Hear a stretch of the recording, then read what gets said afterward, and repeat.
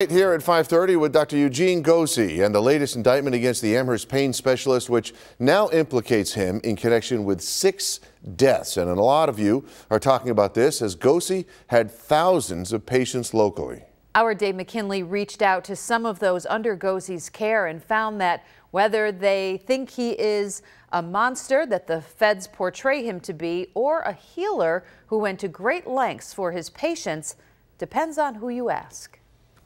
You would think as his doctor and a pain management specialist, he would look at the patient's overall well-being, considering, how strong pain medications can be. But Molly Brown thinks Dr. Gosy did not do that when it came to her dad, whom he treated for pain from a back injury. She recalls his steady diet of pills. The oxys, the hydrocodone, like the very, very strong pain medications. She remembers how her dad became addicted, and she'll never forget how that ended. My father ended up taking his own life. It'll be 10 years this past February.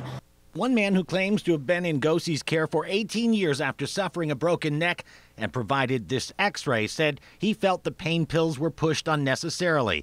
I now realize the doctors and pharmaceutical companies have taken 18 years of my life, is what he told us in a text message. Amid such stories and the allegations laid out in a 166-count indictment, there's little sympathy for Gosy among some who've posted on our Facebook page. I hope he rots in jail, said one, while another said good. Finally hold the doctors accountable just like the dealers they are. Of course, not everyone feels this way. He's a hero to me.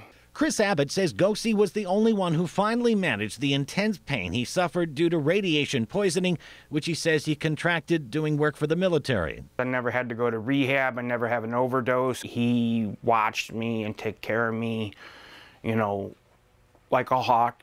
Others also posted on our Facebook page to defend Dr. Gosy, describing him as a very nice doctor, a compassionate doctor, an amazing doctor and person.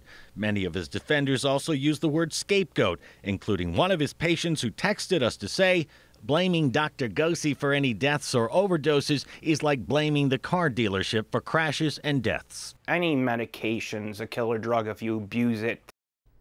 While the court of public opinion seems split here, that's not going to be the one that decides Dr. Gosy's fate. Interestingly, one thing the prosecution and defense both feel is that if the case goes to trial, it would likely hinge on the testimony of expert witnesses from both sides and which ones are more credible to jurors.